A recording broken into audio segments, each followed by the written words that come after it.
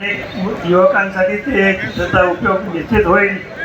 अनेक विकसित नवीन करतील वगैरे वगैरे असं सामाजिक न्याय आणि संस्कृती, आपली संस्कृती, कोल्हापूरची संस्कृती फार जुनी आहे.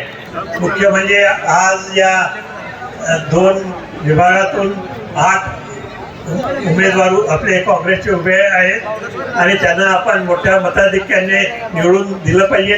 हे आज लक्षात चांगलं ठेवलं पाहिजे.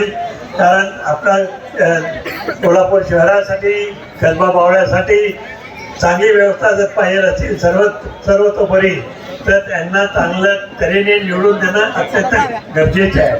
आणि बंटी पाटलांनी या विषयी चांगले उमेदवार निवडून काढलेत आणि त्यांना जिथं जे निवडून काढले त्यांना सगळ्यांना उमेदवारी दिलेली आहे आणि ज्यांना उमेदवारी मिळाली नाही ते सुद्धा आपल्याबरोबर राहणार आहेत.